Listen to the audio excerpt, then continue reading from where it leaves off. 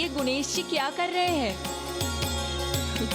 ध्यान से देखिए देवी अहिल्या, ये भी भक्ति भाव से भरी कोई लीला ही है।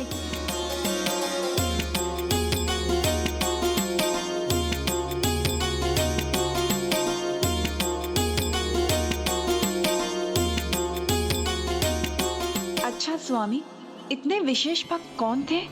वही जिन्होंने आगे चलकर श्री गणेश की सभी लीलाओं पर ग्रंथ मुद्गल पुराण रचा। और उनकी भक्ति इतनी अनुपम अनूठी भक्ति थी कि श्री गणेश ने भक्त के लिए स्वयं को सिंदूर में रंग लिया था। और अब ऐसे अद्भुत भक्त का भगवान से मिलने का समय समीप था।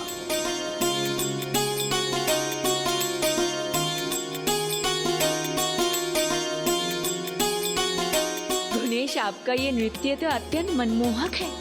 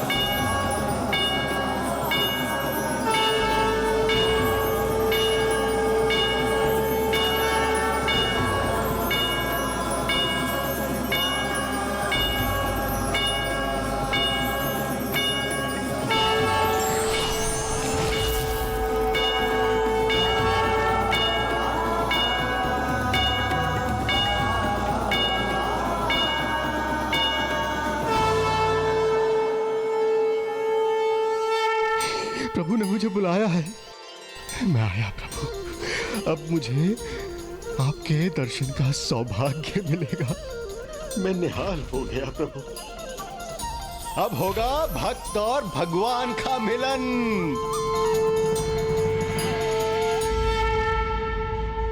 स्वर्ण भी तपकर ही निखरता है।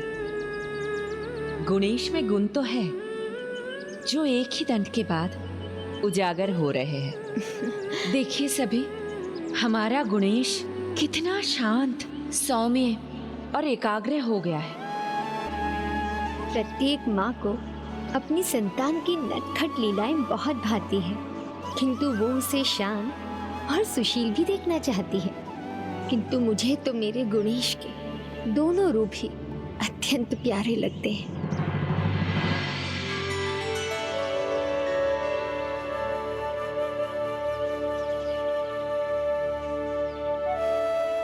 प्रभु, भक्ति भाव के उत्साह में इतना खो गया कि सोचे ही नहीं कि आना कहाँ है। संकेत दिया है प्रभु, तो कृपया करके मार्गदर्शन भी दीजिए।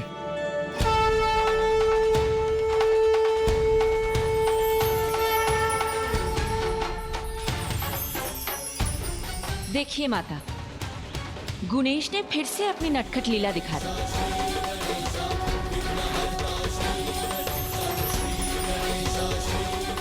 इस प्रकार पवित्र सिंदूर को उड़ाना उचित नहीं।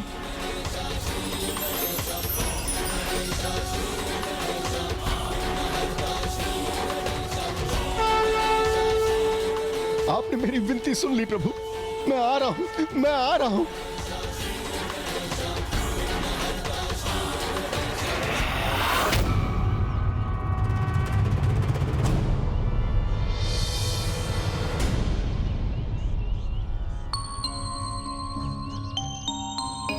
नहीं पुत्र, पवित्र है ये सिंदूर। इसे इस प्रकार उड़ाकर इसका अपमान नहीं करते। इसे तो मस्तक पर लगाया जाता है, क्योंकि इसका एक विशेष महत्व है। ओह अच्छा माता, उसी प्रकार ना माता, जैसे आपने और माता अहिल्या ने अपने मस्तक पर सिंदूर लगाया हुआ है। हाँ पुत्र, शुभता का, स्त्री के सुहाग का प्रतीक है सिंदूर। जो सिंदूर प्रकृति की देन हो, मांग या मस्तक पर लगाया जाए, वो औषधि बनकर मन को शांत और स्थिर करता है। हम तो तुम्हें सदा शांत और सुशील ही देखना चाहते हैं। क्योंकि जब मेरे पुत्र गुणेश का नटखट स्वभाव उजागर होता है तो वो सभी की अशांति का कारण बनता है। अब चलिए देवी, हमें संध्या पूजा और आरती में विलंब हो रहा है। अब मैं अपने भक्त को उचित दिशा कैसे दिखाऊं?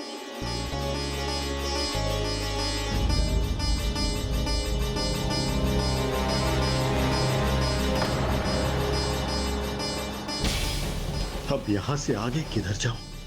प्रभु कृपया मार्गदर्शन कीजिए। अब तो कोई अन्य उपाय सोचना होगा। सिंदूर तो उड़ा नहीं सकता, माता ने मना जो किया है।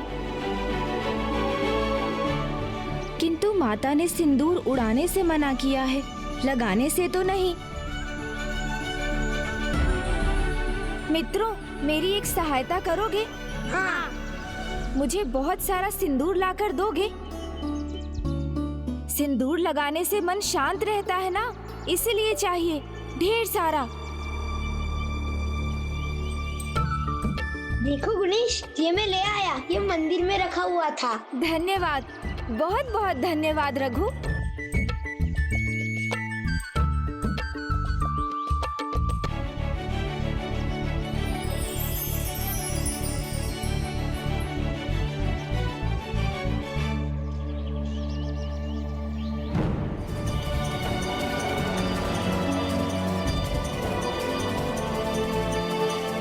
प्रभु कोटि कोटि धन्यवाद प्रभु, धन्यवाद।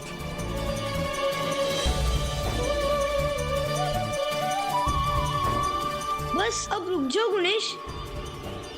हाँ गुणेश, अब अधिक हो रहा है। नहीं नहीं, अभी नहीं रुक सकता। मैं तो कहता हूँ तुम लोग भी लगा दो, लगाओ ना।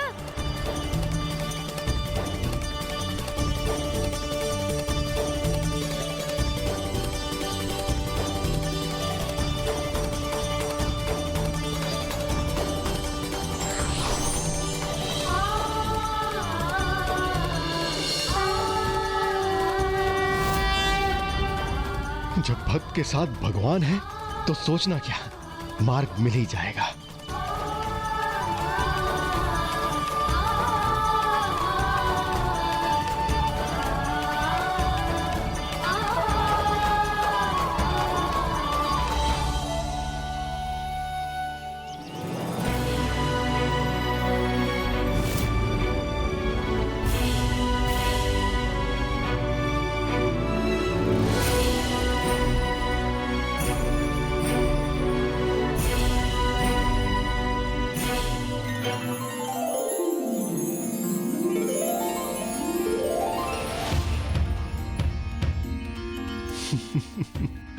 मैं कृतार्थ हो जाऊंगा प्रभु, आप ऐसे ही मार्ग दिखाते रहिए, मैं बस शीघ्र आप तक पहुंच जाऊंगा।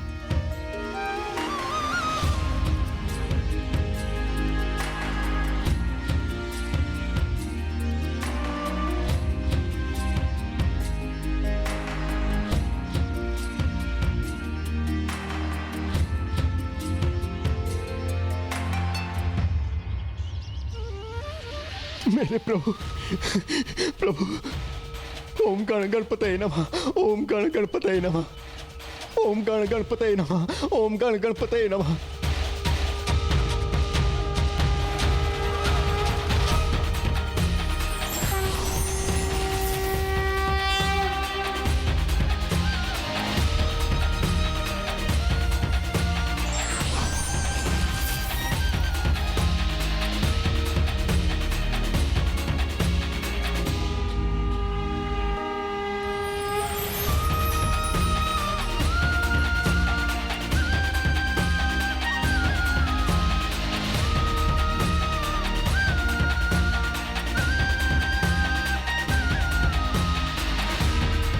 नहीं, आंसू नहीं, भक्ति का भाव देखना चाहता हूँ।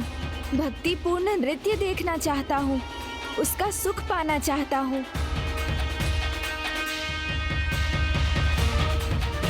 प्रभु, जहाँ भक्ति है वहाँ नृत्य है, और आज मैं भक्ति के सागर में ऐसा डूबा हुआ हूं कि मेरे पांव स्वयं थिरकना चाहते हैं। आज मैं रुकूंगा नहीं प्रभु, मैं भक्ति के रंग में रंग कर ऐसा नृत्य करूंगा कि आप स्वयं सुख के सागर में डूब जाएंगे। गणपते नमः, ओम गण गणपते नमः।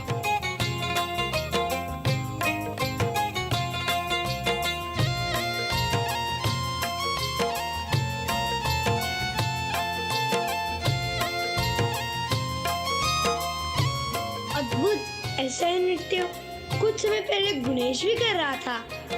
सुंदर, अति सुंदर। गणनायक गणराज को आओ करें सब वंदन।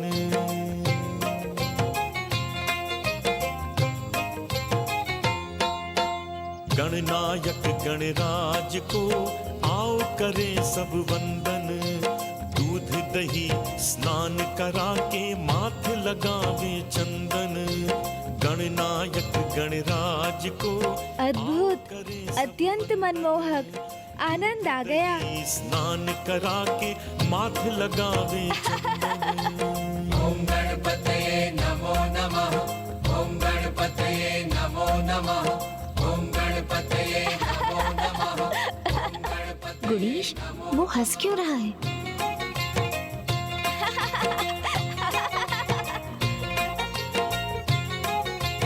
गुणेश जी के हंसने की ध्वनि देखो तो क्या हो रहा है वहाँ।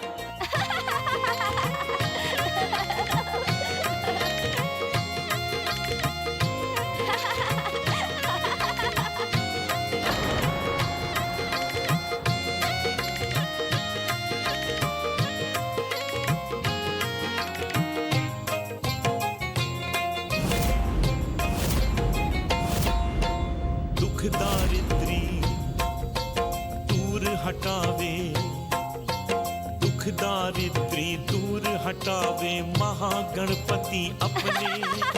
थोड़ी पूजा से खुश होकर पूरे करते सपने। ये क्या किया तुमने? दारिद्री दूर इतना सारा सिंदूर गणपति तुम्हारी देह पर क्यों है? थोड़ी पूजा सिंदूर ही नहीं माता, कर पूरे देखिए ना, उन्होंने इन ऋषिवर को कैसे अपना उपहास का पात्र बनाया हुआ है। दुख भंजन।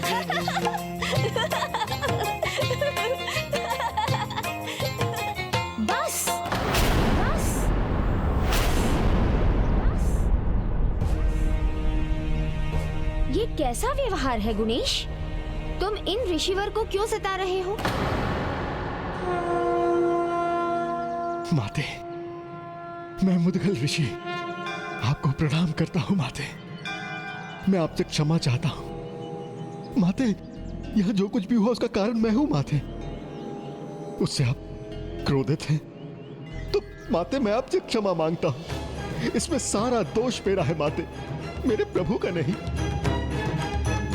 मैंने प्रभु से कहा था कि मैं ऐसा नृत्य करूंगा, ऐसा नृत्य करूंगा कि प्रभु आनंदित हो उठेंगे। किंतु ऋषिवर, आप आश्रम में अतिथि हैं, आयु में, अनुभव में उससे कहीं अधिक हैं। इसलिए उसको आपका स्वागत उचित प्रकार से करना चाहिए था ना ऋषिवर। आसन देकर सेवा सत्कार करना चाहिए था। आपको भोजन के लिए पूछना चाहिए था। माता, सेवा करना तो भक्त को शोभा देता है और भगवान को सेवा पाना। और जहां तक भोजन का प्रश्न उठता है माते, मैंने प्रण लिया है, जब तक मेरे प्रभु मुझे परम ब्रह्म महाप्रभु गणाधिपति के दर्शन नहीं देते, तब तक माते मैं मात्र 15 दिन में एक बार ही भोजन करूंगा। और वो भी मात्र वो अन्न जो मैं भूमि से उठाकर एकत्रित करूंगा, पेड़ पौधों से तोड़कर कुछ नहीं खाऊंगा माते।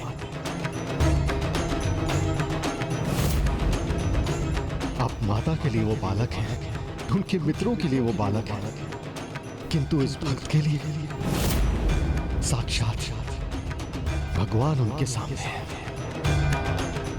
जिन्हें अपनी भक्ति से प्रसन्न करना इस भक्त का परम कर्तव्य है माते। एक भक्त का भगवान के प्रति आदर और भक्ति का भाव स्वाभाविक है और मैं आपके इस भाव का आदर करती हूँ। किंतु एक बालक कितना ही दिव्य क्यों ना हो, उसके द्वारा उचित शिष्टाचार का आचरण भी आवश्यक है। इसलिए जो मेरे दंड से उचित सीख ना पा सका, वो अब अपने पिता के दंड का भागी होगा। नहीं माते, नहीं। देवी अहिल्या, आप ऋषिवर के आश्रम में रहने की उचित व्यवस्था कीजिए।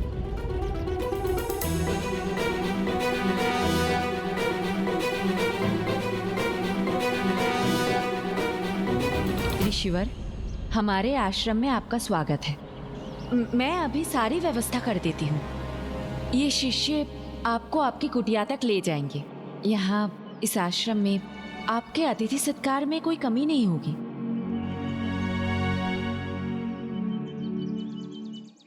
आप अतिथि हैं हमारे, आपके सत्कार का, सुख का ध्यान रखना हमारा कर्तव्य है। आप मदिरा पान कीजिए। ये सब सत्कार कहीं अत्याचार में ना बदल जाए। नहीं नहीं, मुझे इसकी आवश्यकता नहीं है।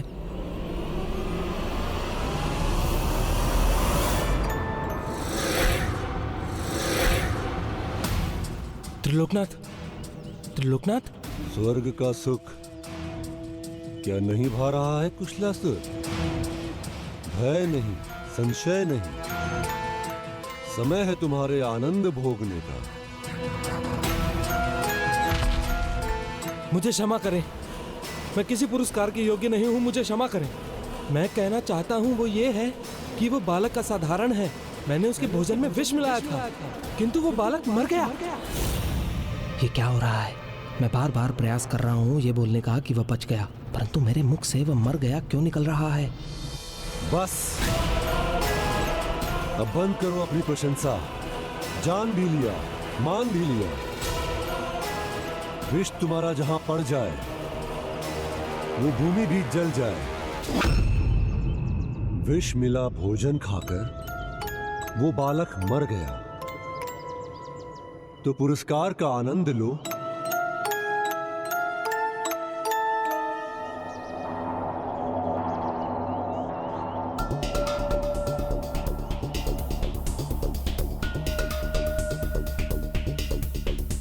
मर गया के स्थान पर बच गया बोलते बोलते कहीं मैं ही ना मर जाऊं। सत्य जानने के बाद त्रिलोकनाथ सिंधु मेरी जीभ ही नहीं, मेरा सर भी काट देंगे।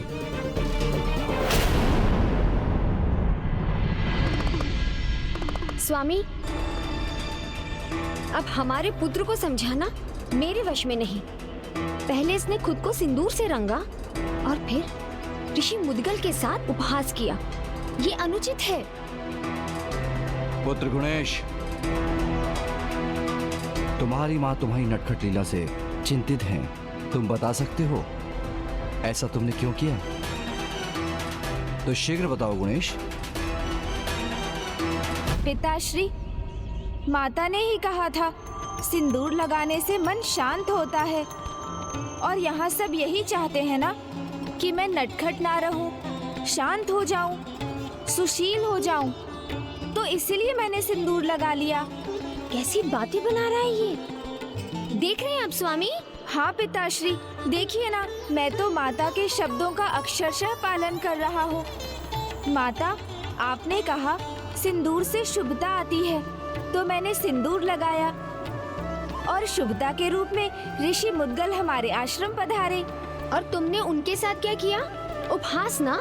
नहीं माता, हम दोनों तो एक दूसरे के दर्शन कर अत्यंत आनंदित थे, और जब एक दूसरे से इतना गहरा संबंध हो तो आनंद में तो खोना स्वाभाविक है ना? हाँ प्रिय, ये संबंध तो भक्त और भगवान का है, जो सर्वथा अद्भुत है। तो फिर आप व्यर्थ में क्यों चिंतित हो रही हैं?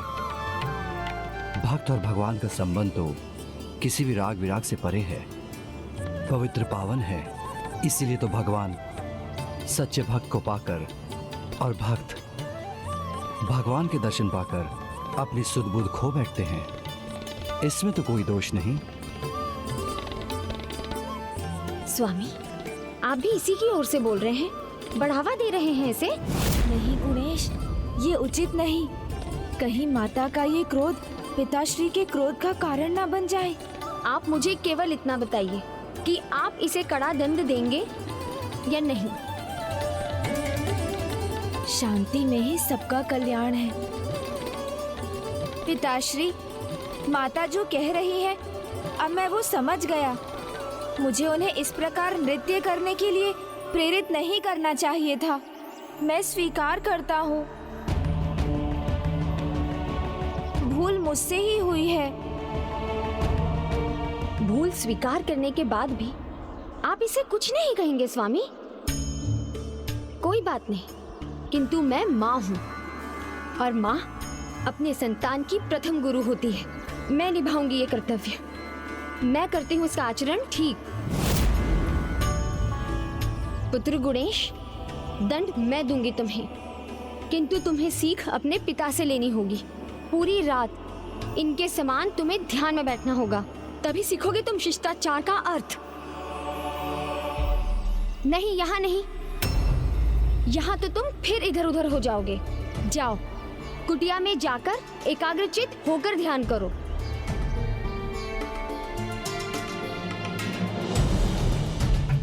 उचित है माता। ये है आपका विश्राम कक्ष।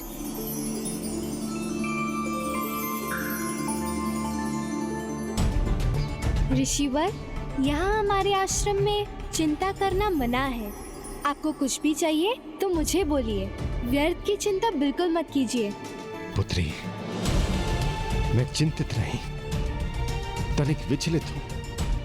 प्रभु के इस भक्त को प्रभु के दर्शन के सिवा और क्या चाहिए? क्या आप मुझे बता सकती हैं पुत्री कि प्रभु हमें कहाँ मिलेंगे? कौन प्रभु? गुणेश? हाँ। ये क्या कह रहे हैं ऋषिवर? अभी तो हम भी गणेश से नहीं मिल सकते। माता बहुत क्रोधित है और उन्होंने गणेश को एकांत में ध्यान करने का दंड दिया है। आप विश्राम कीजिए।